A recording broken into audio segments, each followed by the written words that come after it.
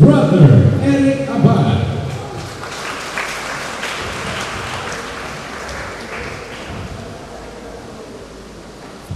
Okay, good morning, brothers and sisters! Kumusta ba kayo? Excited ba kayo today? You know, pwede mo natin muna palakpakan ng Panginoon para sa araw na ito. I was in the corner and I was listening to the sharing. And sabi ko sa sarili ko, parang tapos na yung talk. Kasi sa kanila pala, inspire na ako. Ito ba yun? It's a brand new day. It's also a great day today. Do you agree? Okay. I'll discuss my talk, but before I start, ayaw lang gumana ng clicker ko. Pwede lang mag-smile muna tayo. Pero pakitasin mo na yung kanan kamay. Pakitapin mo naman yung balikat yung nasa kanan mo. At sabihin mo sa kanila, it's nice to see you today. Nice to see you today. I am blessed. I am blessed. Busan chest na ba? Taas na naman yung kaliwang kamay. Pakikirot, yung cheeks. Nakatabi mo, yung cheeks. Sabihin mo naman, ang cute-cute mo. Ang balikan mo ba? Mukha kang bagong paligo.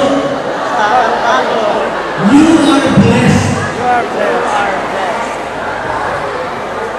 Busan chest na ba? Sino sa inyo dito, my brothers and sisters, can say to me, I want to go to heaven someday. You want to go to heaven someday. Who among you here can say today that I'm really very happy today? Very happy today. Sino naman sa inyo mga kapagsabi na ako sobrang saya ko na sa buhay ko? Parang kumontek ang nataas ng kamay. Ito na ang huli. Sino mga kapagsabi sa akin ngayon na sobrang saya ng buhay ko? Lord, pwede mo na akong punin mamayang gabi. Okay pa nyo na? Ang daya-daya nyo. Kanina, nagtataas kayo ng kamay. Sabi nyo, gusto nyo pumunta sa langit. Tapos today, ang saya-saya nyo. Bakit anong nangyari? Nawala na yung gusto pumunta sa langit. Nawala na yung saya. And I wonder why. Mamaya susubukan ko explain kung bakit. Our action verse for this whole weekend is about doing whatever God tells you. And I hope you will agree with me, that the call to obey and being a witness is a call to set the world on fire. Of course, with the fullness of God's transforming love. Yesterday, we heard about Sister Diane telling us about being obedient to the Lord, saying yes, kahit hindi mo naiintindihan kung bakit. And I know you will agree with me. You know when I say, tulong naman ayaw. Okay, maybe you will agree with me when I say, it is very difficult to say yes to the Lord sometimes. Ito ba yun? Ang hirap-hirap mag-say yes to the Lord. How can you say yes to the Lord when the world dictates that everything around us revolves around money? Kailangan daw para maging successful ka. Marami kang pera. May bago kang kotse. Magandang bahay mo. How can you say yes to the Lord in giving to the poor? Gusto mo sa'yo lang lahat ng pera mo. Or how can you say yes to the Lord when the world dictates again na dapat ma-promote tayo, ma-promote sa mga trabaho natin. Minsan kailangan natin manira ng ibang tao. Minsan kailangan natin mandala just to get ahead. Minsan din, ang mahirap mag-yes to the Lord. At mahirap din gumana yung Twitter. Ang hirap mag-yes to the Lord. When actually you're part of government, and you have power. Ang hirap-hirap. When I was in Congress a couple of years ago, ang chief of staff ako na isang congressman, at sasabihin nila sa akin, Chief, meron kang 10 million project na magpapagawa ng daan. bibigyan kita ng 10%, sa akin mo na yung award yan. Magkano yung 10% ng 10 million? 1 million. Okay, alam mo kung pinapakita 10%, dahil sa experience of 75, 1 million, just to say yes, and to give you that contract. Ang hirap na mag-obey. At, okay, makita niyo ba si John Lloyd Cruz? Ang hirap-hirap mag-obey. Kung gusto ba maging artista at magpa-cute, napanood niyo ba yung take sa Man na Woman? Sino yung pinanood? Uy, nanood din ako. Bago sabihin, yung paborito kong sinabi doon sa pelikula na yun. Sino dito yung kaya magpatawad kahit tulog na siya ng boyfriend o girlfriend mo?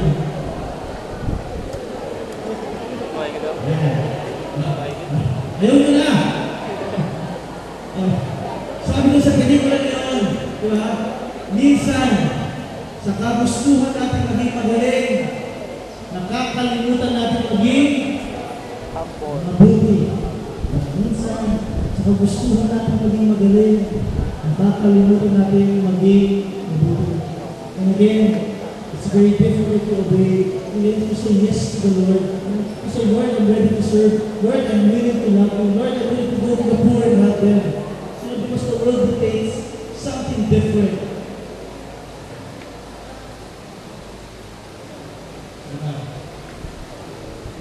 Yan. Napagalitan na ba kayo ng parents nyo?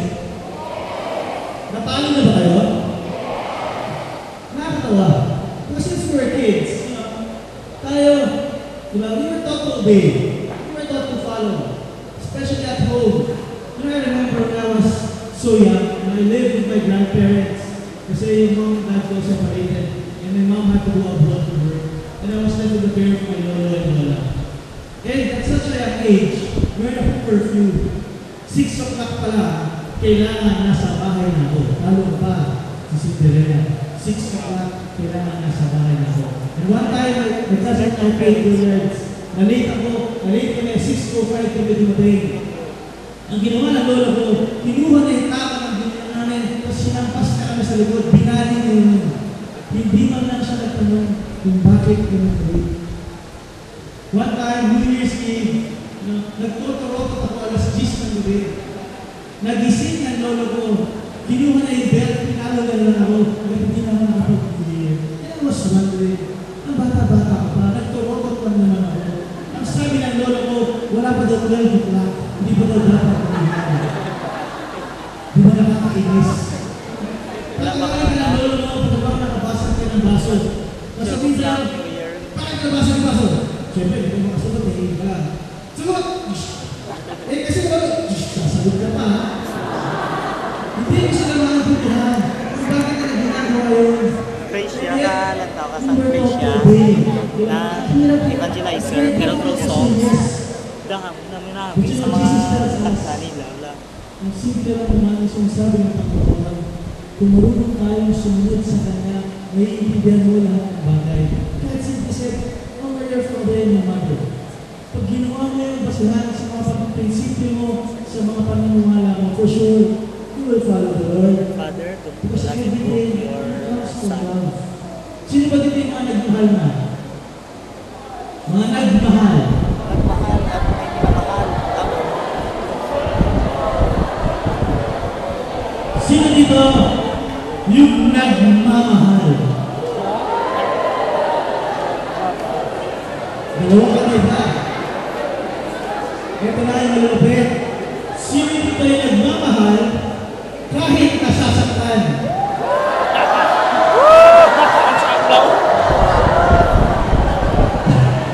Parang tutuwa pa rin. Pero, sino dito yung nagmamahal kahit na nagtumukhang tanga?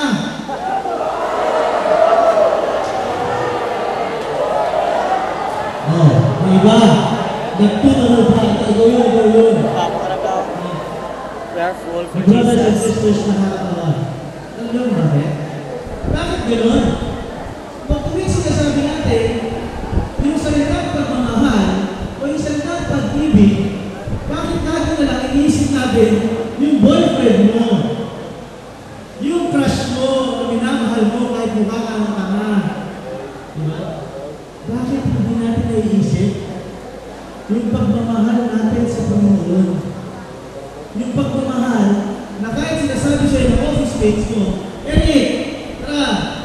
ngayon, beer house tayo.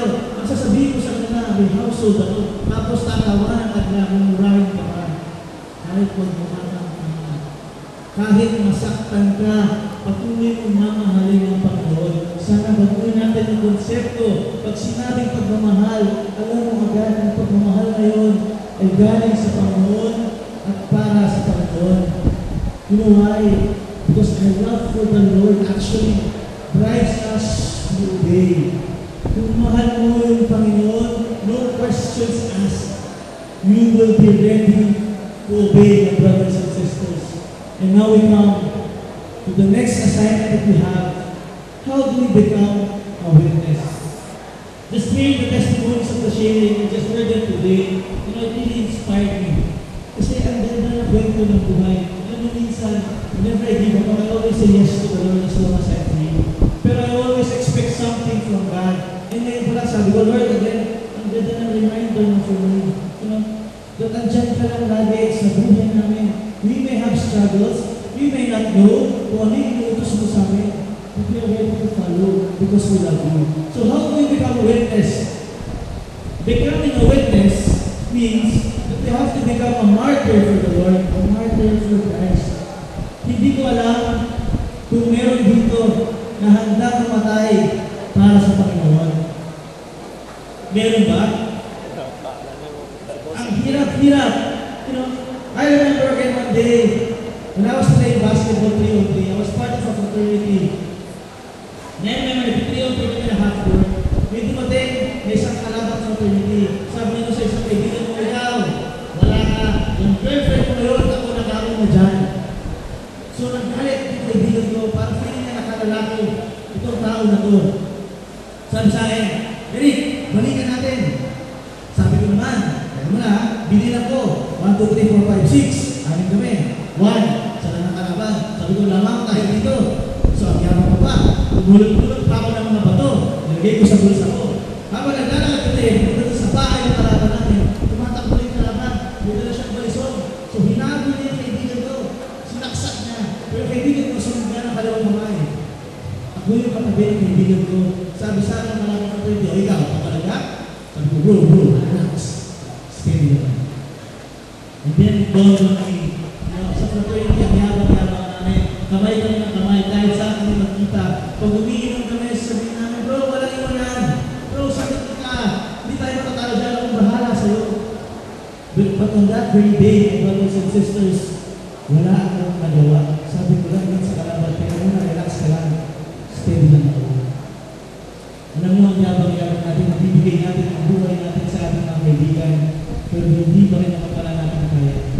Paano pa kaya sa Panginoon na never natin nakita o never mo nakausap ng marapan at sumagot sa'yo na talagang sinagot ka?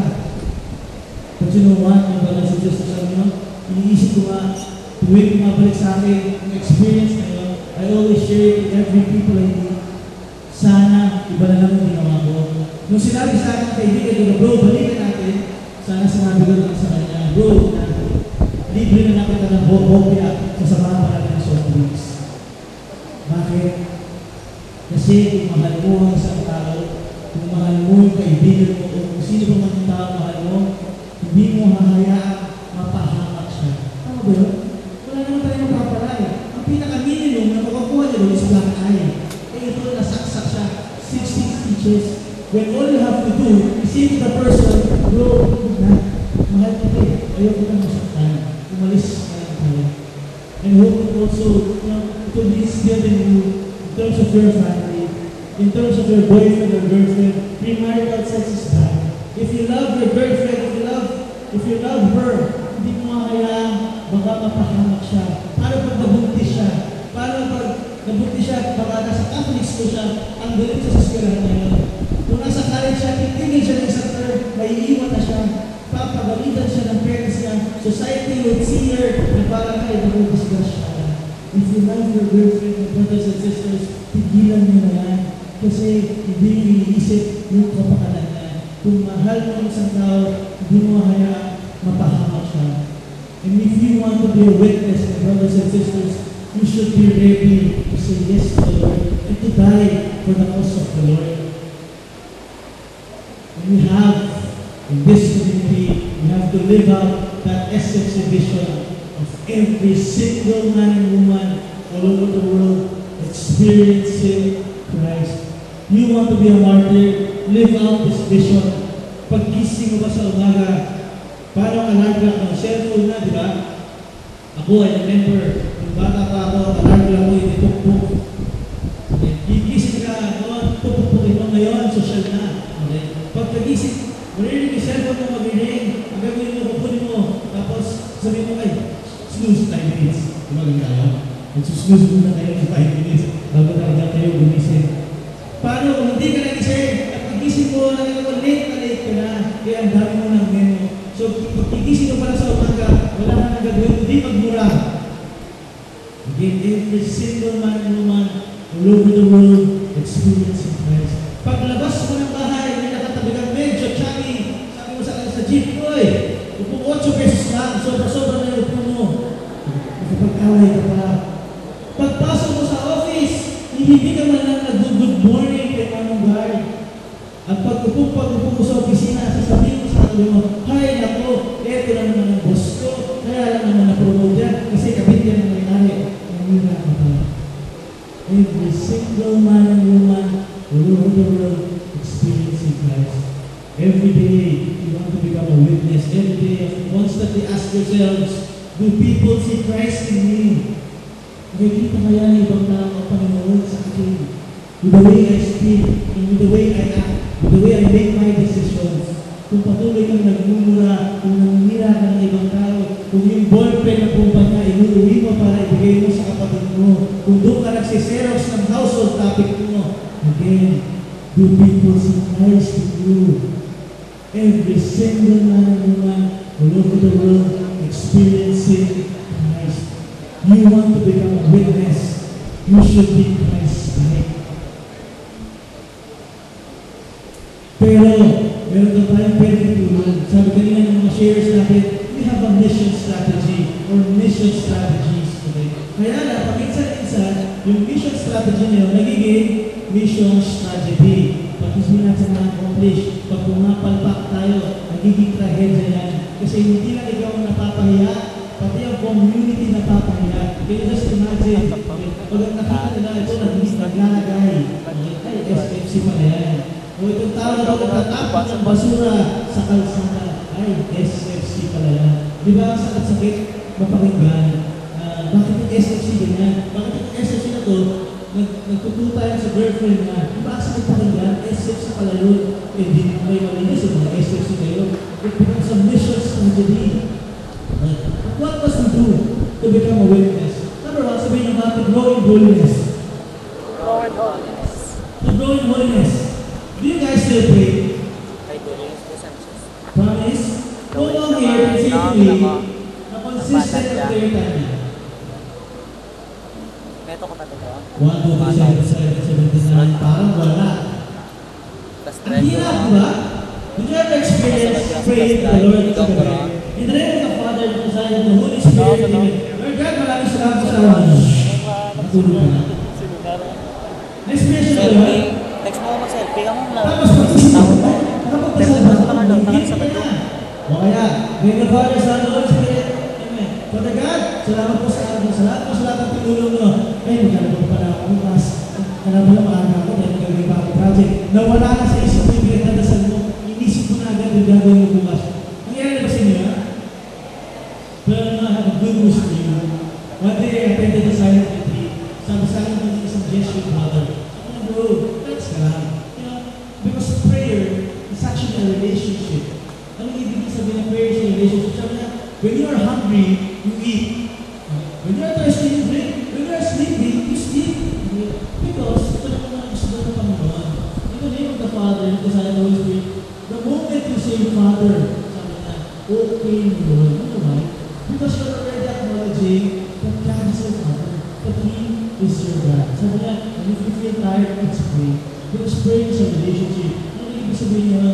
Every single moment, everything na ginagawa mo, every step of the way, should be all about proclaiming the greatness of the Lord. Ibig sabihin mo, hindi mo kailangan naman na maging perfect na sa pagdadasal as long as yung buhay mo nakikita na si Kristo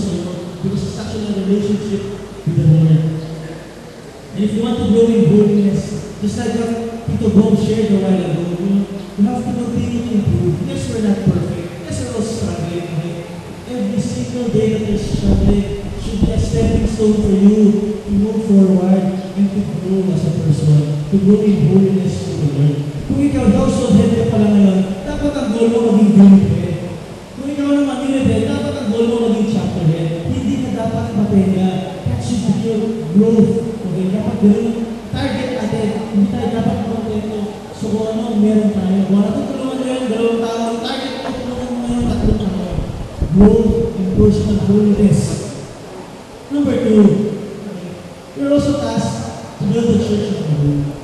And I want to ask you, alam ba ng mga parents mo na members kayo ng Singles for Christ? Sino hindi alam? Can you raise your hands? Alam ba sa office mo na member kayo ng Singles for Christ? Sino dito? Okay. Sino dito yung nakapagsama na? Okay. Ng kapamilya na sa community? Youth for Christ, Couples for Christ. Ang konti. Mangot niya puro. Kaibigan niya. Kasulod sa isang sa community. Ako ang konti pa din. Sa opisina. I've been seeing just a few hands. Ibig sabihin nun, ang dami pa natin pwedeng gawin to build the church of the home. Building the church of the home, of course, starts with your family. If your family, nakikita ka nila, office mates. si Bayan, hindi naman na nagsisimba. Di ba, ang hirap-hirap. Ang pinakamahirap i-evangelize ay yung mga kasama mo sa pamilya. Especially if you've been bad before. It will also be hard to evangelize yung mga kasama mo sa opisina. You know, I remember in Youth for Christ, even now, kasi yung congressman ko, when I worked in Congress, was actually my classmate in college. Sabay kami pupunta sa beer house, sabay kami pupunta sa sauna ba.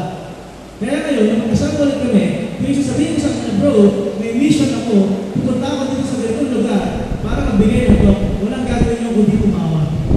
Hanggang ngayon, hindi pa rin siya naniniwala na member ako ng SSC. Kahit na pinapakita ko sa kanya, it's a struggle. Kasi, nakilala ka na ng sama-sama mo eh. Diba? Even your family will be like that. Kung ikaw naglalayas noon, kung ikaw nagdadrugs noon, at sabihin mo, Singles for Christ ka, matatagalan. Okay, bago mo sila mag-convince. It's a struggle. But I tell you, it's not impossible. I want to show you the models, my models, of building the church of the home.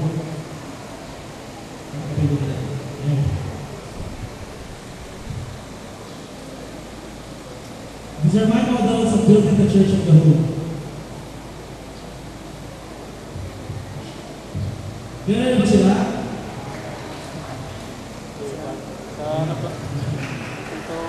Yan!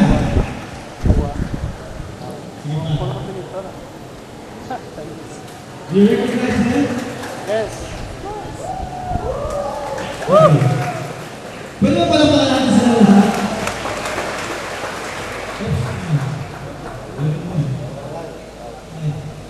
Okay, bakit ito susunod ng God today? I'm always amazed. Today is a Sunday. Yesterday was a Saturday. They could have decided to just stay at home and be with their family members. Tama ba yun? While we were listening, when we were very happy running, okay, back of the bands, lahat ng ginagawa tayo.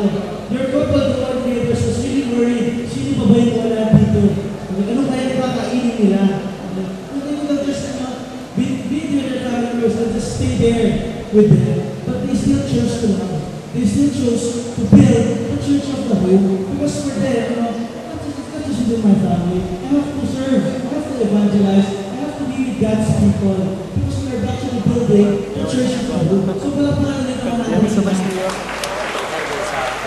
Anyway, sabi naman, if you want to grow in personal holiness, it's also one of your goals to become a couple coordinator someday. Ako gusto ko, mag-volunteer talaga ako. Maging couple coordinator ng Youth for Christ. Because I started with Youth for Christ. Yung Singles for Christ, sa tingin ko, actually mas madali dapat ang Singles for Christ. Kasi grown-ups na kayo. Yung mga bata, ako kulit pa. And I hope we can continue to honor those men and women, those hard-working men and women, to serve us here in Singles for Christ. They are the role models building the church of the home. Malapit Ano yung maghatag mo responsibility pagbalik mo sa inyo, okay na. Ang guilty Ako na yung tawag. Kumugya po. Okay, let's start with the assignment. It's called Building the Church of the Poor. Who among you here serves or works with the poor?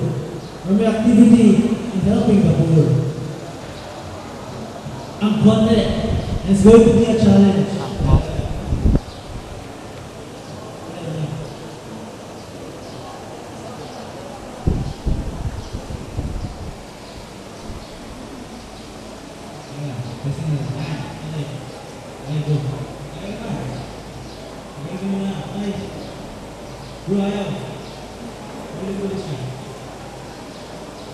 Okay, this is my village. And I serve and I work with the poor program, building communities as well. And this is my village. I'm a project director. Okay? But our goal actually in building the church of the poor is actually, we are here because we want to end poverty. Do you believe that? We're here to end poverty. Pero kung iisipin mo ang poverty, sasabihin mo, gusto natin, tumigil na yung kahirapan. But it will be a very big challenge for all of us. Bakit? Sino dito naniniwala na kaya mapigil ang kahirapan? Bakit? Tingin ba? Hindi mo uubos ang kahihirap sa mundo? Diba? Ang hirap-hirap. But actually, ending poverty is all about ending mindset. Ano ka buhok na 8 secrets to ma-happy millionaire. Diba? Bakit gano'n? Bakit yung mga mayayaman hindi na ko kontento? Diba sinasabi nga natin tayo, makakain na tayo 3 times a day, okay na. Pati yung mga approach yan. And have you actually seen a family, na magkakasama lang sila sa pagkain, saya-saya nila? Poverty is all about the mindset. Okay? Hindi yan sa dami ng kotse, hindi yan sa dami ng ari-arian mo. Okay? It's ending the mindset of seeing yourself that I am poor, that I am not capable, that I can never be successful. I am worthless, I am useless. Okay? It's ending a mindset na wala kang kayang gawin, na mahirap ka na, kaya hindi ka pwedeng maging masaya. Ending poverty is all about saying that I have a purpose. I can be productive, life has meaning, I am capable to do great things, and I have a great time. Ending poverty is going to those poor communities and saying to them, you have a purpose because God loves you. And hindi mo kailangan malungkot kung yung meron ka ngayon because God will actually restore you. God will actually support you na meron kang pag-asa. Ending poverty for us is all about giving them hope and making them believe actually that Jesus is real, na si Kristo ay totoo sa buhay nila. Ito yung assignment natin about being a witness. To make Jesus real in the lives of other people, iparamdam natin sa kanila na mahal sila ng Panginoon. But again, ang gandang isipin, grow in personal holiness, build the church of the home, build the church of the poor. But life isn't perfect, and we will always have struggles. You know what I mean?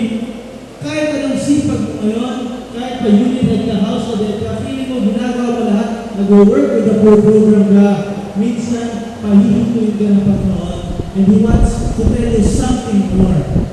And at this point, I'd like to call on a sharer.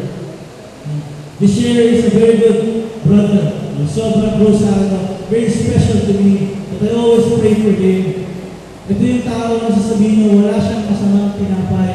Lahat ng ginagawa niya, feeling mo para sa kabutihan.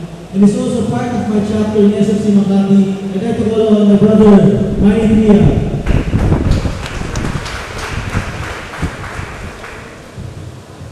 Thank you, Brother Ed.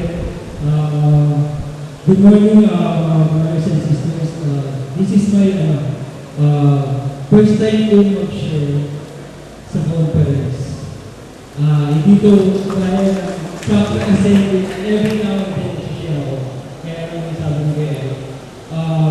I remember, naging SFC ako. I worked by the age of 17.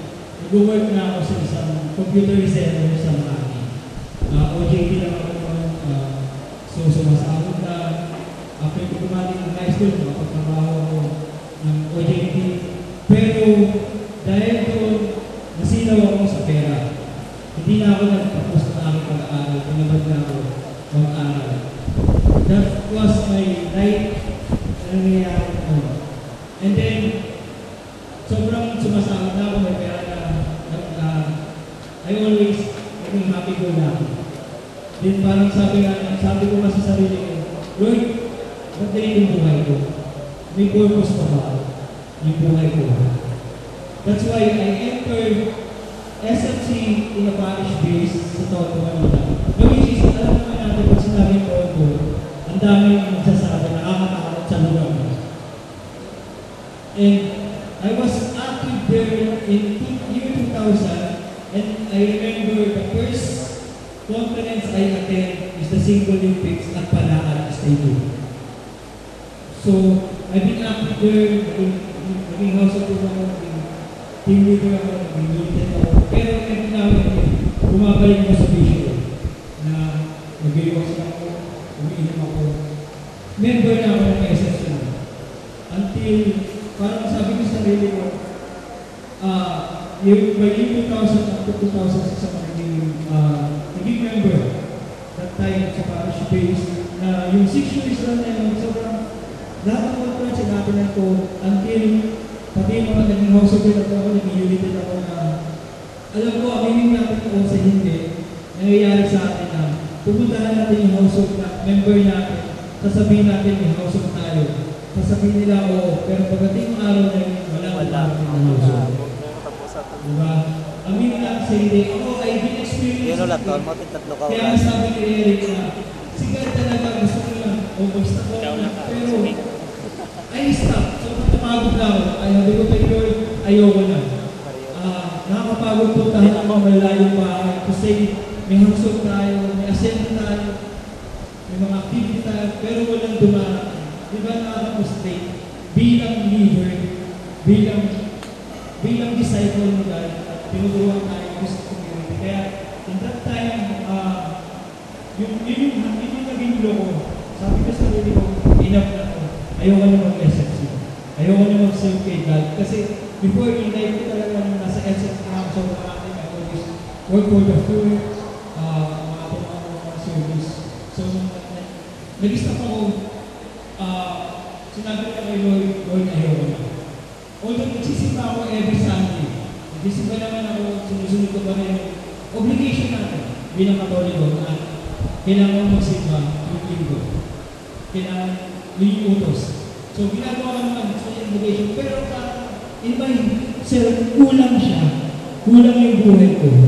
Sobrang, na-miss ko yung mga ginagawa ko doon na sa bahay namin nag-ahawsok na one day, si nanay ko binagpit sa akin, Manny, bakit hindi niya nag-ahawsok? Hindi na kita nakikita ng Makati ng SFC. Ano na nangyayari sa buhay mo? Na parang alam niya, kung may paas na ang buhay ko is totally, nalulung ako sa ano? Sa alak, sa sugal, sa yosi. Parang wala akong pakialam kung magkakasakit ako o hindi. Basta ako gusto kong gawin yung sarili ko. Gusto. That's why, and with that time, I'm still working in Makati. Pero, at that time na nag-stop ako in serving God, nag-design ako, siyempre pag nag-design ako sa trabaho, hindi ako tapos na pag-aaral. Siyempre, in my fear, that time, sabi ko, saan ako pupunta nito? Saan ako pupulutin? Kasi, yung time na nag-work ako, yung time ko yung, ang naging base ko para makapagtrabaho, whom I know. Kasi yung boss ko doon, kapatid ko. Whom I know. Pero nabalan ngayon, in this time, what you know. Hindi na yung whom you know. Kailangan degree holder ka. Paano ka mag-a-asenso kung hindi ka degree holder? Kung hindi ka nakapagtapos sa pag-aaral, paano ka makapag-aaral? Iba nga, di ba, na-experience din. Tapos sa pag-aaral, pero hindi wala ka. Hindi na, wala pang work. So that time, I pray to God nakipag-bargain ako. Sabi ko kay Lord, kung bibigyan ako ng pagkakataon na magkakaroon ulit ng trabaho, I will be going back to you. I will gonna serve you until the end of my time. Sinurrender ko sa kanya yun. Sabi ko sa kanya, Lord, sige, ito, bargain tayo. Gusto ko mag-serve sa'yo, okay. Pero kailangan ko ng trabaho. Kasi, parang ang hirap mag-serve kung wala kang trabaho. Pero true enough, God answered my prayer. He gave me a work in Makati again. So, yung nag-work ako sa Makati, nag-resign ako sa 2009 and nagkaroon ako ng work around 2010 ng March. So, yung time na yun, sabi ko, okay, may trabaho na ako. So, parang in-answer yung prayer ko. So, syempre, when God answer my prayer, kailangan sundin yung promise ko kay God, yung Bible ko. Yes, Lord, I will do my best to serve you. That's why I enter again as ELP. Naghanap ako ng SFC sa Makati kasi doon ako nag-work sa Makati. And I found yung chapter namin na CC1C, sila Eric Abad, and Diana Makasakin, yung mga lamit ko dala ako sa Makati, sila Atin. Bumati ako sa CLP and all of the sudden, ang galing ni God. Nung bumati ako sa CLP, na parang nag-expect sila Eric ng Brad, ang tagal ko sa community. Kailangan ko mag-CLP. Para sa akin, I have to. Kasi ang tagal ko wala ako sa line date ko. Wala ako sa service, wala ako, yung mga teaching, hindi ko na alam kung ano. Kasi I-enter CLP again and I graduate. And all of a sudden, batin ako ng chapter assembly ko, one of his sister, yung one of the sister, dinner kami, kasama si Eric, kasama sa Makati. He brought up na we want to serve the poor, pero wala siyang idea kung paano mag-serve sa poor. Hindi niya alam kung paano. At that time, magkasama kami mag-dinner.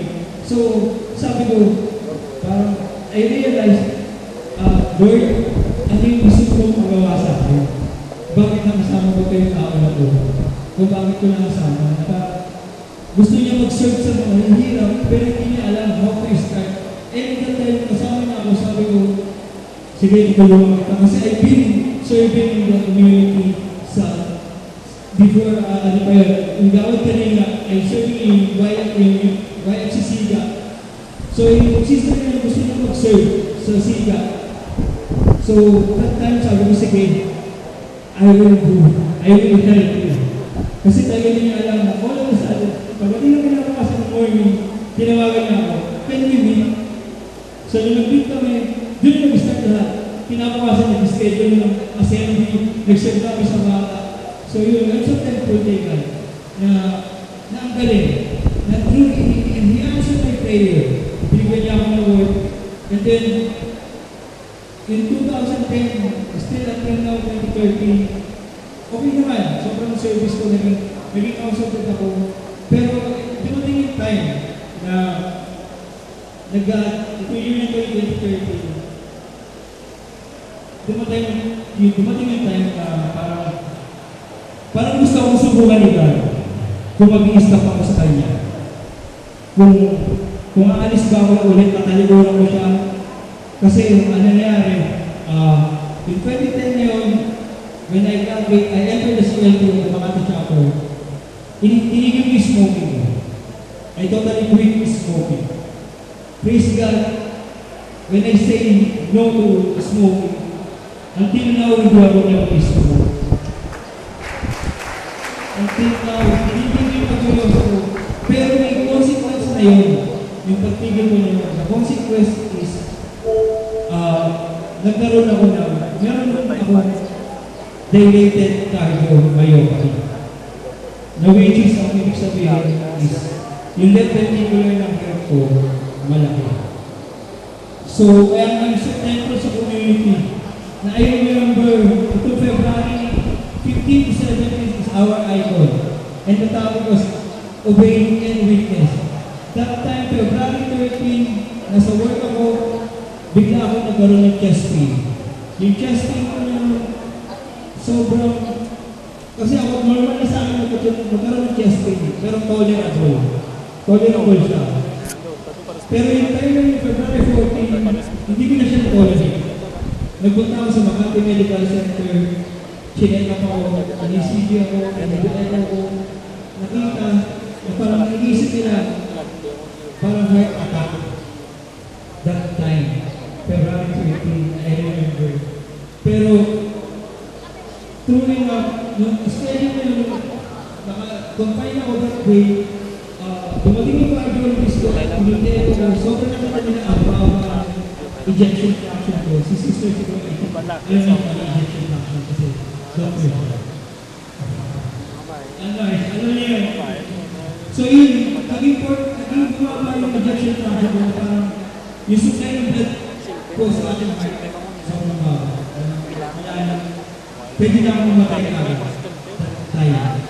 So, February 14, sinabi ng cardiologist ko na mali kailangan mag-undergo ng angiogram to check your heart condition, kung mayroong barado sa ugat mo, kung kailangan ka ng angioplasty, gagawin natin. Pero I refuse. Kasi hindi naman kami ganun stable financial. And my health card din, yung medical ko, expired.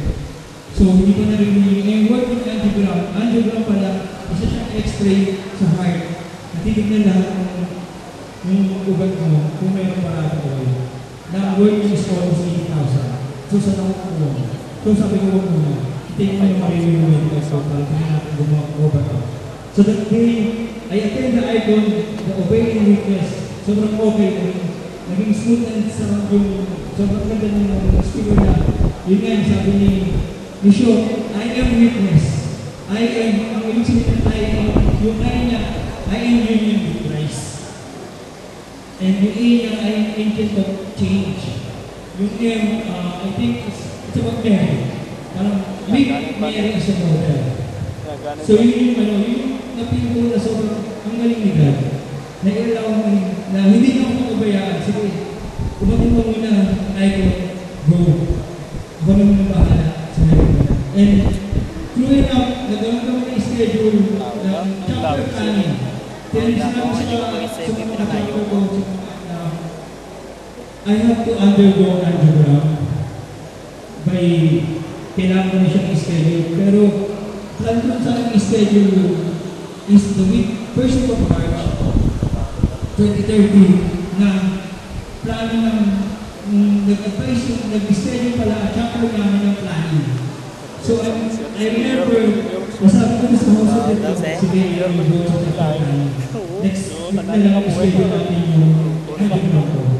So I attend the chapter planning and true enough, ang galing na nagiligan na we experience yung Rock Manila. Kasama sa activity namin yung Rock Manila. Na kami, yung grupo namin, sobrang nahirapan na kami sa school kami. So paano mo yan, sa Manila, lahat ng mga tao doon, wala na sa kayo sa iyo. Mas nagagalit sila pag napakayo mo sila. Kasi kaya na nilang gawin. Sa Manila. Kasi medyo, ang nila medyo social. Ang galing nila. Years na parang na lahat, nakita ko experience ko ng mga experience ko, nakita ko ng mga tao na activity, dinilig lang kami kung ano yung ginagawa namin. Kasi ang ginawa namin, yung isang food court na meron marami pa namin kumakain. After na kumain dito tayo, pag kumain tayo sa food court, parang nakilinis. Ang naglilinis na yung empleyado. Yung meron hawak-hawak ng guard, parang kung lahat ng plato natin. That time, ang ginawa na kami ang naglilinis mo. Hindi namin pinag-inan yun. Isang grupo sa parang 10 to 15 people na kumain doon. Kami na naglinis namin doon sa empleyado. Kaya nagulat siya. Ano yung ginagawa namin? Pasalamat siya. Nakita namin how is smile for us. Kaya, mga kapatid, I'm so thankful talaga sa community. Na I remember nung sinabi ko sa kanila next week, Hindi para sa is I mag-share will sa go under conference. na algebra para makapag Go yung uya para sa bro. Mag-share sa And then, sabi ko sa Go yung lower uya house para of sa mag-share sa I'm a house of conference. them right now. Ano ko yung Sabi ko sa group lower sa house of uya, no? sa lower house of ko, tara let's get in the household. Bago Wala na ako kita bro, kumain. uya. Kasi Kailangan kailangan ng preparation. Bago invest. Sabi ko, let's have a household. Let's play, let's play, I want to share, mga kasama ko mag-pray sa condition ko. Kaya nga that time, yung mga chapter head and unit head, yung sa time ko sa kanila. Disable Kasi ba? nag-presa nila ako. Pinagdaan nila kami sa Na-reply na so nga kung si ano. over nila ako. Yung po. So after we over, kinabukasan, I undergo na for preparation and Saturday, Apat. nag-undergo na ako. Hindi ko And kilala, then, sino niyo?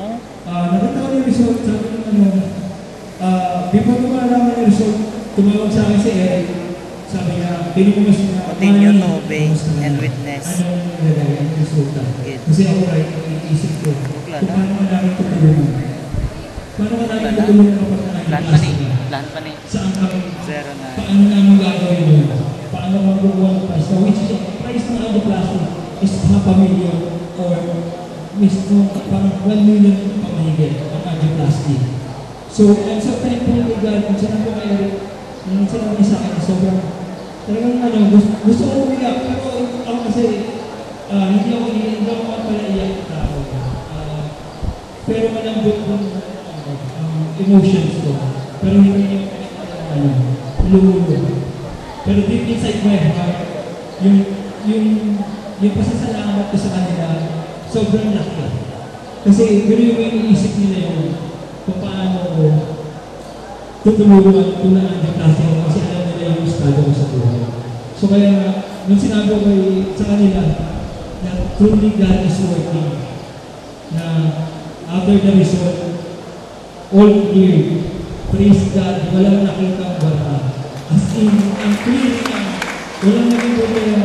Sobrang natuwa rin yung mga cardiologist na sobrang okay yung naging condition ng heart ko. Kaya nga, the latest result in my heart condition ngayon, yung nagpaduguli ako, sobrang nakita nila. Kasi yung nakita yung angiogram, yung left ventricular ko is malaki. So, nung nagpaduguli ako, nakita nila na lumiliit na siya. So, continuous ko lang gawin ko. So, that's why I'm so thankful talaga sa community. Kaya nga, ang prayer ko, every time nagsisimba ako sa umaga ko magsimba. Text ko na ni Kuya pa nasa. Every day nagsisimba ako sa may Pero uya ko. sa mga ganyan. Ang natutunan ko talaga Reklamo sa lawin, no? prayer, Uya pa nasa. personal prayer, Nagiging na. na hopefully kayo din ang prayer mo is ask God what, sabi ko sa sarili ko, Lord, what do you want from me? Kasi before ang prayer ko, Lord, gusto ko ito, gusto ko ito. Pero naisip mo ba, parang pumasok sa mga Bakit isip natay na ko. ito? Tinanong mo ba sa Bakit akin natay na? kung ano yung gusto niya sa Gusto ko akin? na. Di ba? Parang, I'm so thankful, God is always reminding me na tanongin mo kung ano yung gusto ko sa iyo. Hindi yung ikaw yung tatanong sa akin. Nagsasabi sa akin gusto mo ganyan. Kaya, right now, brothers and sisters, I remember na nung nag-serious ako kay Eric, nung it's my birthday, sinabi niya, Manny, kasi kinigano ko, mag-mission pa lang nila tayo sa regional conference ng Davao. So, sabi ko yun sa akin, once, manahayag pa yan. Gusto ko sumama sa akin. Magawin ko siya ito. And I didn't hesitate to say yes. Because yung yes ko, I know it's for God. Not kay Eric. I know Eric, that is to be his witness.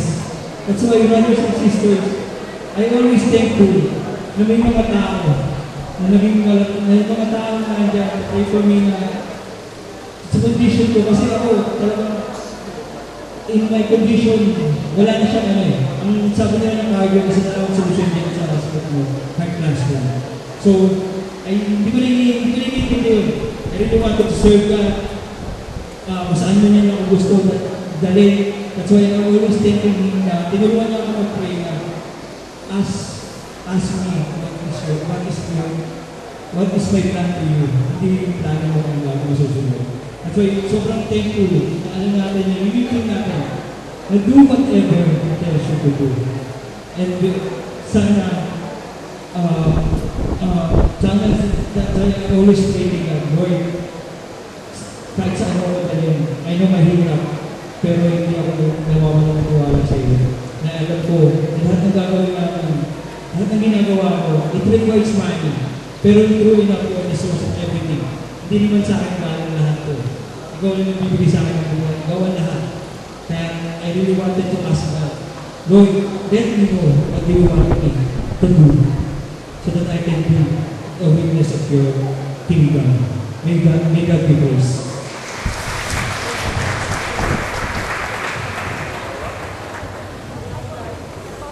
You know, my brothers and sisters, mine was simply saying, sometimes God wants you to stop. God wants to simply ask you, are you ready for me? Can you still continue? And sa buhay natin, sa paglilingkod sa Panginoon, hindi matatapos ang struggle. Kami dito, you see us serving. Your couples are guys, you see them serving. But we struggle every day. Life is not perfect. Kahit ako, hirap paminsan-minsan sa pagsusuporta sa mga samabi ko or pag-produce ko, okay, napakainin sa table kasi I join full-time work.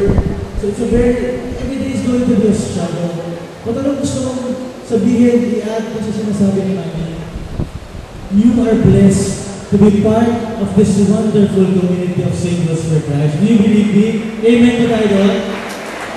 And I hope you can be, a friend, the caretaker, you have to be the brother's keeper. Okay, bantayan mo yung members of your household.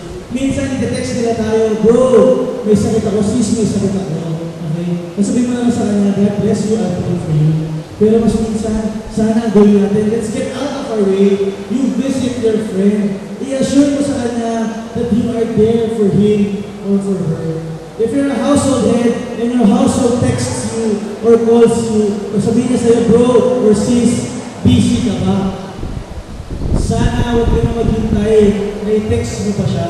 Ako, whenever people text me or sabihin nila sa akin, Chief, busy ka ba? Tatawagan ko na agad sila. Kasi hindi mo alam na baka yung moment na yun, kailangan nila ng kausap. If you're a household head, look after them. Hindi mo pinapatagal ang pagmamahal para sa kanila. But you know, in life, I have to tell you, even Jesus Christ struggled. In the agony in the garden, diba, nagdadasal ang Panginoon, sabi niya, Lord, if you will take this cup from me, or remove this cup from me, kahit siya, para ayaw niya ipapako sa krus. Alam niya, napapatayin siya, alam niya, mamamatay siya. Pero natatakot din siya. Sinabi sa Panginoon, Lord, remove this cup from me. But at the end of the day, sabi niya pa rin, but not my will, but your will be done. So, ibig sabihin, kahit si Kristo, humingi pa ng tawad. Sinasabi niya, Lord, baka pwede, pagbigyan niya pa ako. But our model, in this life, in SFC, or in serving the Lord, should be reflected around Mama Mary, the ultimate symbol of humility. Ako, I was never a mama's boy. When I say mama's boy, hindi ako lumalapit kay Mama Mary, even when I was young, even when growing up. It was only a couple of years ago that I really felt Mama Mary was touching me. When I went to the Magnificat conference, kasama ko doon ang couples for Christ members kasi required the chapter heads to go. And that's what I really saw and I really learned how humble she is. Ikaw ba naman, sabihin mo na lang, I'm the handmaid of the Lord, be it done to me according to your word. Sino ba sa akin dito?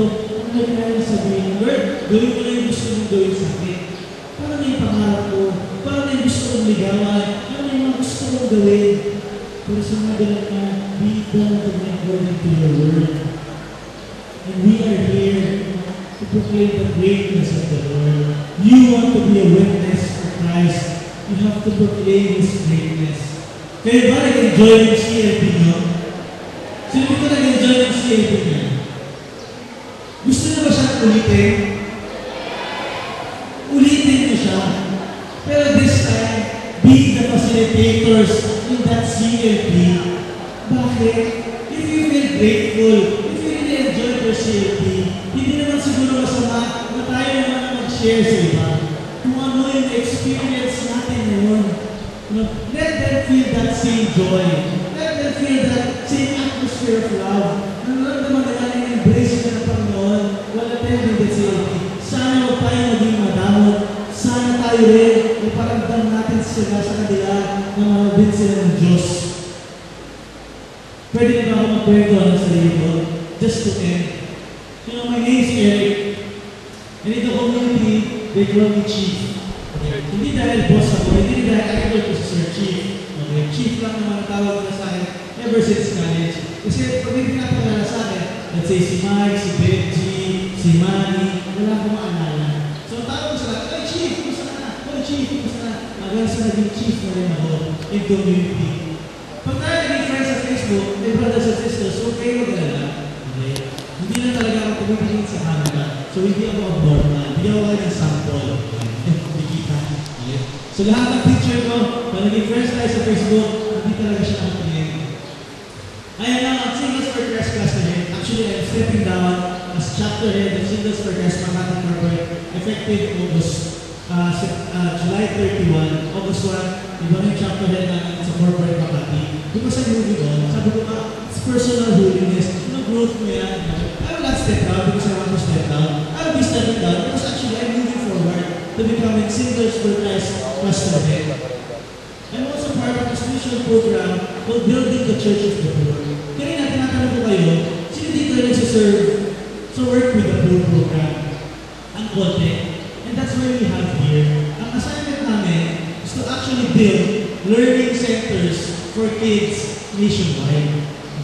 Tatayo tayo ng school, tatayo tayo ng computer center and live programs para sa mga out-of-school youth. Yan ang gagawin natin sa SFC. Kasi sabi sa amin ni Shaw, whenever you say SFC, participation sa Building the Church of the Poor, anong ginagawa natin? We walk for a scholar. May cornerstone na ba dito? Diba? Wala pang programa, wala pang actual support na binibigay ng Singles for Christ sa Building the Church of the Poor program. That's why we're having this SFC Learning Centers. Hopefully we can launch it sa ICON, sa Cagayan de Oro. Sana magkita ko tayo doon. Again, I used to work in the House of Representatives. Pag tayo mga connected, I'm not the Executive Director of Geekonomics. Ang trabaho namin sa Geekonomics is to provide sustainable livelihood programs to the 2,000 Gawag Kalina communities. I'm also the director of our foundations, the John 1513, nagbibigay ng scholarship sa mga bata. And, hindi naman ako masyadong busy. Nag-negosyo din ako. So, kung sino man meron dito, okay, na may boyfriend o girlfriend na feeling nyo, nag-cheat sa kanila, o pinututan kayo, pwede nyo i-consulta sa akin. Kasi I have a private investigation company. So, pwede ko sila ipa-surveillance. Kung meron yung mga utang sa inyo, pwede ko alamin kung ano-ano mga ari-arian yan. Pero ito yung big natin. Pag nahuli ko yung boyfriend nyo, o yung girlfriend nyo, na niloloko kayo, ulitin ko na kayo, kawawa lang kayo. Umiiyak na kayo, babayan pa. Pero, pag wala tayong huli, dapat double yung bayan nyo. Eh, masaya na kayo. At least, napatunayan nyo na hindi kayo niloloko ng boyfriend na girlfriend nyo. Age! Obvious naman, I'm 20 plus. Parang naman naniniwala. Hindi ako nagsasinungaling, I'm 20 plus 15. I'm 35. I joined Good for Christ way back 1996 sa YFC Lasal. Tagal-tagal na pala. Kumari yung picture ko ng YFC pa lang ako. Pero batang tao na yan. I joined Singles for Christ Makati in 2002. So ilang taon na ako sa community? 17 long years. In community, 11 years. In Singles for Christ. Ito na. Ang moving forward natin. Kailangan mag-CFC. Gusto niyo ba ako samahan? Kailangan mag-CFC na tayo. And I remember kayo, again, you want to proclaim the greatness of the Lord. You want to serve God. Siguro iba yung purpose kung bakit kayo sumali sa community. Tama ba? Iba ba? Hindi ba dyan? Pilitan. Dahil invite na kaibigan. Yung iba, pilitan ng mga magulang kasi couples for Christ and parents. Kaya sabi na, hoy, mag-YFC ka. Hanggang sa naging SFC ka na. ko. Okay, naghahanap lang ng chicks. Kaya sumali sa community. I remember just joining this community. In my youth camp, nandun lang ako sa likod. Wala akong ginawa ang youth camp ko, kundi magmura ng magmura. Kasi, sabi ko, member ako ng fraternity. Sabi sa akin, nag-invite, sabi ko, tayo ng youth camp, sa YRC, sabi ko, may chicks ba dyan? Sabi ko sa akin, bro, meron! Kasama ko mga taga-Cameo, taga-UST, taga-Samsung, sabi ko, sa'yo mo dyan. Sumali naman ako. Tapos sabi niya, sabi ko, bro, magkano yung fee? Sabi niya, 600 pesos, 2 nights, 3 days. Ang bawang ko dun sa Lasal, 100 pesos a day. Eh, 5 araw lang ang pasok, 5 daan na. Sabi ko, hindi ko kaya yan. Kahit anong gawin ko, kulang ang pambabayad ko ng 600. Sabi niya, sa akin na, mabahala. Sagot mo yung kalahati. In short, nagpunta ako sa Intercast Camp, nasa likod ako, nagmumura lang ako. Galit na galit ako sa mga lalaki na walang ginawa ko, di magpa-cute. Nalapinan yung pinakamaganda, kukuhin ko lang. Tapos pagpunta sa na, palakpak ng palakpak, nag-i-amen, tapos sabi ko sa sarili ko, ang bukong pinasok-pasok ng nagbuluhan ako, bakit bago na akong talito? And while sitting at the back, I remember, I never imagined myself, my brothers and sisters, to be standing in front, na ako'y magbibigay ng talks. Sinasabi ko nga sa mga nagbibigay ng talk, kayo, naku, wala naman yun eh. Nagpapaklit lang yun sa mga chicks. Not knowing, my brothers and sisters, that someday, I'll be here in Sagay, okay, here in this place. It's my first time to be here, but I'll be giving a talk in front of 300 people. I never imagined that when I served in Woodford Christ, when I started attending Woodford Christ. But God has a great, great plan for me. And I remember, I was part of this program since 1997. Ang buhay ko sa community has been ups and downs. I serve so passionate, I became pastor in for Christ. And then, nung nag-stop ako, nag-step down ako, nag-backslide na lang ako. Bumalik na naman ako sa dating gawin. When I was 17, inikot ko na lahat ng beer house sa Paranaque. Paborito ko ng mga kaibigan ko kasi yung nanay ko nagpapadala ng pera sa akin. Tapos nililibre ko sila ng beer house kami. Nagda-drugs kami, umiinom lang kami. Ginagastos ko yung pinapadala ng nanay ko dun sa mga bisyo, sa mga luho. Frat member ako na. And then, bumalik na naman ng ganung buhay when I stopped serving in Youth for Christ. I was invited to join SFC. Gumanda na naman. Nag-serve na naman ako. And then, bumalik na naman. Tinamad na naman. Balik na naman sa dating ginagawa. Hanggang, household head na ako. And I was saying to my household, so passionate ako. I was telling my household, sabi, guys, okay, bawal yung premarital sex na yan. Ito dapat yung ginagawa natin sa buhay natin. And yet, I myself, I was in a sinful relationship.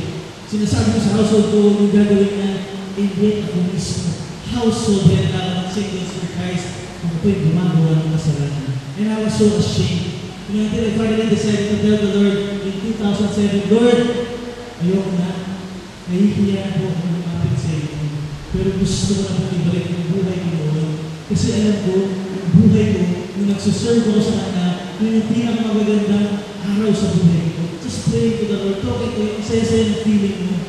So I decided to end my relationship with my girlfriend. I told her, sorry, pero hindi ko kaya na-move on sa next level ng relationship natin.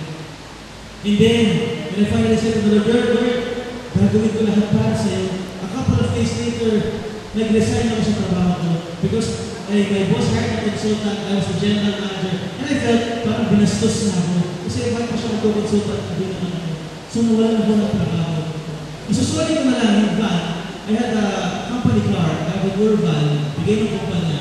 Susuli ko na lang the next day, umiinom kami, syempre nagpapalispigida na ako, umiinom kami, binasagan pa ako ng sasakyan. Kinuha yung laptop ko, withdraw ko lang ng 80,000 pesos kasi ipagbabayad ko sa labot sa condominium ko. And I was telling the Lord, bakit ka naman ganyan? Ang daya-daya mo naman. Sinabi ko naman na babalik na ako sa iyo. Bakit tinanggal mo lahat sa buhay ko? I had no money, I had no job. Okay? Wala akong girlfriend ngayon. So anong gagawin ko? Mag-resign ko lang. But I still said first, sabi ko sa kanya, Lord, hindi. Itong buhay ko, sabi ko sa kanya, in 2008, Lord, itong promise ko sa iyo, hindi ako nanliligaw, hindi ako nag-prefer, hindi ako nagloloko ng babae, mag-meaningful lang ako sa iyo. And then, pumunta pa ako sa prison, sabi ko, babalik ako sa prison, because I used to serve in the prison ministry program of Singles for Christ. In fact, isa ko sa mga nauna sa SFC Makati na mag-serve sa prison. 2003 pa lang, I've been serving in prison. Pero nawala lahat yun ng backslide ako. And I decided to come back. Itawa ng tao sa akin, mga kaibigan ko doon sa Bilibid. Kasi sinasabi na, Kuya, huwag ka magdala sa laptop mo. Inanawa ko ulit namin. Nakatawa. Sabi sa mga, Lord, gawin yan. Kaya ako nandito para ulit sa inyo. Tapos gagawin ko pa rin yan. Parang walang nangyayari. Okay? And then the Lord started to bless me. And this is what happened to me.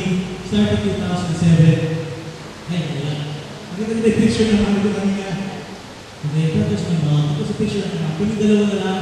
Because my mom, again, they were separated. My mom and my dad were separated since I was 6. Okay? So kami dalawa na. And every day, I'm so blessed around my mom.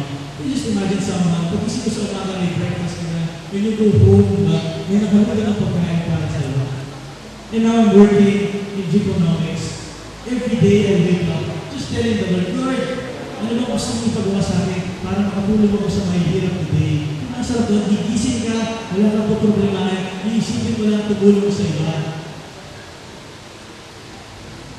I'm also blessed with having this wonderful community of Singles for Christ. My chapter has been there for me every step of the way. Since 2008, when I became a unit head, hanggang ngayon na chapter head, they're still there. And hindi na pinapabalaan. Sabi ko lang, bro, tulungan mo naman ako. Bro, samahan mo lang ako. And I've been to countless places serving the Lord. And I've been to Batanes, giving talks, giving a CLB. Nakita ko na, sabi ko, wow, ang ganda-ganda dito mag-propose. Diba? Diyan sa lighthouse na yan. Ang problema na lang kung sino, kung kanino magpo-propose. I've been to Myanmar twice. You know, Myanmar is a country poorer than the Philippines. Dito, pantay-pantay na lalaki sa babae. Pag mag-CCR ka sa Myanmar, pag bukas mo ng pinto, may kita mo, bakit parang puro mga may mga rules? Sabi ko, uy, sa lalaki ba to? Kasi sa Myanmar, yung mga lalaki nakapalda. Kaya kasi nila, uupurin sila. Pero ang biyahe namin, punta capital of Yangon, to Mandalay, isang service was 8 hours. Okay. Ang CR doon, ng babae at lalaki, pareho na lang sa puno. Okay. Kaya patay-patay, tawa ng tao for the first time. May mga babae na sumijigil din sa puno. Ganun sila, wala silang public CR. Okay. Kaya yung mga kasama ko na girls, when we were in mission, nagkamali sila kasi sila nakapantalon. Kaya tagal-tagal nila bago sila nakapag-CR. You saw, that was in Geneva, Switzerland.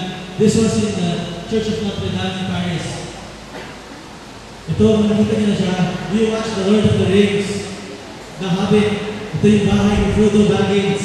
This was in New Zealand. I served there. I gave a talk sa New Zealand. And I also went to Australia. All because of the work of Singles for Christ. And I remember ito magandang kwento. Kasi my first plane ride in all my life was going to Bacolod. 1997, when I graduated, I said to my mom, ayaw siya ko ng mami, may mission trip ang Youth for Christ. Pwede ba, ito na lang niregalo mo sa akin, makasakay ko ng aeroplano. Diba? Ang saya-saya, okay? Nakasakay na ako ng aeroplano. After college, yun lang yung wish ko. Pinagbigyan naman ako ng Lord. And the Lord has blessed me even more. Hindi na ako nakapunta, diba, sa Bacolod, just to ride a plane, ang dami-dami ng lugar. Minsan nga nagsisisi na ako, kasi kung nasa road trip ka, tapos may turbulence, sabihin mo sa Lord, Lord, gusto ko lang naman sa mag-aeroplano. Ayaw ko mamatay sa aeroplano. Kasi tagal ng biyahe, naluloko ka na, God has blessed me with so much. And I remember, during my time in 2007, nung tayo ng 2013, sabi ko sa Panginoon, Lord, I have nothing. In a sinful relationship, I am a sinner. Sabi ko sa kanya, I have no job. Wala na ako ng pera. Yung utangin ko pa ito para mabayaran ko yung kondo ko. I don't know where to start. But I simply said to the Lord, gusto ko pa rin mag-grateful sa iyo. And look at where God has brought me today. Pwede yung palapakan natin siya. All of this, simply because I said yes to the Lord. So, ako fix lang yan. I was in Davao. In Davao, the Lord, in fact, to attend the same provincial conference. And now I am here. Ang sarap-sarap ng buhay. To go to other places. Serving, testifying about the love of the Lord. Sabi nga ni Sean, ito na lang ang kulang. Just like Manny, pareho kami, ang meaning ng GG is guni-guni. Hindi pa siya God's gift for us. you here, loves being single? Loves being single. Hates being single. Who among you here hates being single? Ako lang? Do you love being single? Yes. Well, I remember I joined youth for class because I was looking for girls 17 years ago. After 17 years, napagaling ng Panginoon sa buhay ko. Hindi pa rin ako nagkaka-girlfriend na taga-community. Kaya nga sabi ko, kahit naman yung purpose nyo ng pagsali, si Jesus Christ pa rin, si God pa rin bahala kung yung gagawin niya sa buhay ko. Minsan nakawalan ligaw ng taga-SFC. First time ko magdasal sa isang babae. Pinagdasal ko talaga siya na lahat ginawa ko. Nag-novena, nag-fasting, lahat ginawa ko. Binasted pa ako. And I was saying, the Lord, bakit? But I know God has plans for me. And sinasabi ko nga ako, I hate being single. Bakit? Hindi ba mas masarap yung nagbibigay ka ng to? Tapos pagtingin mo sa likod, kinakabahan ka, tingin ka lang sa likod, tapos makikita mo siya nagdadasal for you, praying for you. And kapag nagawa yun, titignan ko lang siya, wala na akong pakailan sa inyo. Di ba yung pinakamasarap na feeling while serving? My brothers and sisters, since 2007, ilang taon na, anong petsa na? Single pa rin, at I still continue to serve kahit saan ako ipaglalang pa naman. Pero, sabi nga nila, even if you don't have a Gigi, as long as you have your best blessing in Jesus Christ, okay na lahat sa buhay. Earlier on, I asked you, kung gusto niyo pumunta sa langit, ang yabak-yabak mo, lahat kayo yung taas ng kamay. Kung masaya kayo today, lahat kayo masaya today. Yung masaya sa buhay, nabawasan na. Yung masaya sa buhay, na pwede na pumunta sa langit, na wala na lahat. Pero if that's the ultimate goal, my brothers and sisters, ano naman natin? That Christ is constantly inviting all of us to eternal life. Ito naman yung goal. And you don't have to worry. Kasi sasabihin, alam ko naman, kung bakit feeling nyo ayaw ba? Pwede ba ako magbulat? Siguro may kulang. Siguro ayaw nyo pumunta sa langit kasi feeling nyo, may kulang ba? Lord, tulungan mo lang ako. Napapag-aral ko yung mga kapatid ko. I can say, okay na yung buhay ko. O Lord, mabigyan ko lang ng bahay, yung mga magulang ko, okay na ako. O Lord naman, 48 years na ako naghihintay. Bigyan mo lang ako ng love life. Tunin mo na ako ngayon, pwede na. Feeling nyo, may kulang. But you know, my brothers and sisters, we should all know that God alone is enough. Hindi niya pababayaan ng mga magulang mo kahit kunin na kayo today. Yan mga kapatid mo, hindi pababayaan ng Panginoon. Look at your life right now. Diba? Lahat naman ng problema nalampasan nyo. Yung mga panahon na wala kayo pamasahe, bakit kayo mag-graduate ngayon? Yung mga panahon na may sakit, yung mga magulang na siguro kulang na kulang sa pera, nasa bahay na siguro sila ngayon. Lahat ng problema naman, sinusolusyonan ng Panginoon. So bakit natin kahit kailangan mag-worry, hindi na tayo pababayaan kahit mawala tayo dito sa mundo. Ito sa atin lang. Huwag nyo na i-share sa iba. Ito lang yung sikreto ko. Hindi joke lang. Na everyday, sinasabi ko lang sa sarili ko, nagdadalo na sila. And you simply have to seek Him first. Sabi natin sa verse na to, seek you first the kingdom of God, and all of things will be added to you. If you want to go to different places, if you want to go to serve one mission, if you want to have a wonderful family life, kung gusto mo maging maganda yung career mo, seek first the kingdom of the Lord, and ibibigay niyo sa iyo yan. Ang sikreto lang dyan is huwag kang bibitaw. And sabi na naman dito sa John 14:6, I am the way, the truth, and the life. No one comes to the Father except through me. Go to Jesus. Puntahan mo siya. Hindi ka niya mababayaan. And then as we are being told, to be evangelizers, to be living witnesses, we are called to obey and become a witness. And so we must follow this verse. The Great Commission tells us, to go therefore and make disciples of all nations, baptizing them in the name of the Father, and of the Son, and of the Holy Spirit, teaching them to observe all that I have commanded you, and behold, I am with you always until the end of age. Go. I urge you to go. Huwag kayong matakot. God will equip you. Invite your friends, invite your family members. Step up and become household heads. You know, the community needs you. The community needs you to inspire other people. You just have to be simply grateful kung ano yung experience natin sa mga conferences, sa mga talks, sa CLT natin. Huwag tayo magdamot. I-share natin yan sa iba. When you become couples for Christ, remember, take care of children. Be couple coordinators. Let's continue, what the community has started. Kung naniniwala tayo na naging blessed tayo because of this community, huwag natin pigilan mag-bless din sa iba. We are called to evangelize. Sabi nga doon, diba? Kailangan global. Okay? It's a urgent act. Dapat dire-diretso i-evangelize natin. And you have to make this happen, my fellow brothers and sisters and singles for Christ. Ano ulit ang vision natin? Every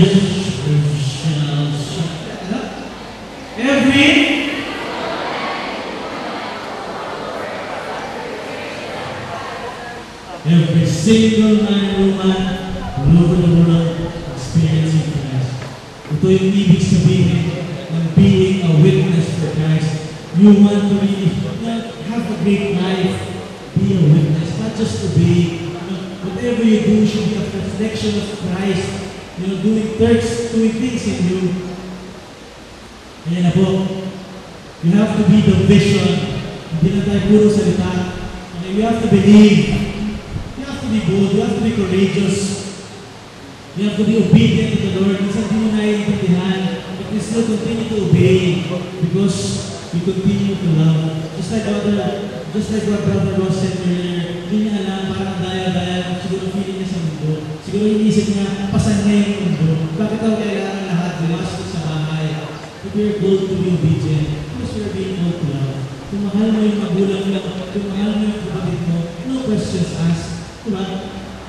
You have to feel blessed.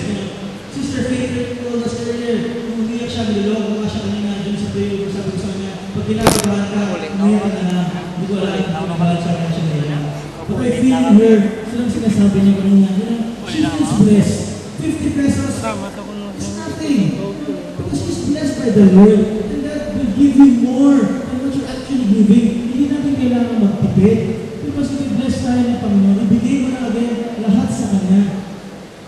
And you have to stand firm and be a witness for God. Sana yung buhay ng every step of the way is like prayer. It's like a relationship with the Lord.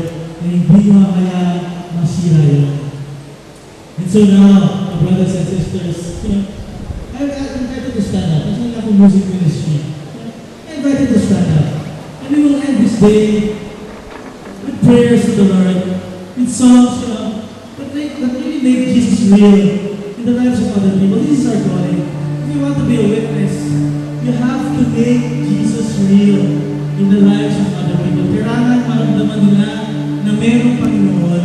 Kailangan maramdaman nila na mayroon silang pag-asa at mahal sila ng Diyos. Okay ba yun? So we're still in the holy presence of the Lord, in the name of the Father, of the Son, of the Holy Spirit. Amen. Let us praise and worship our God.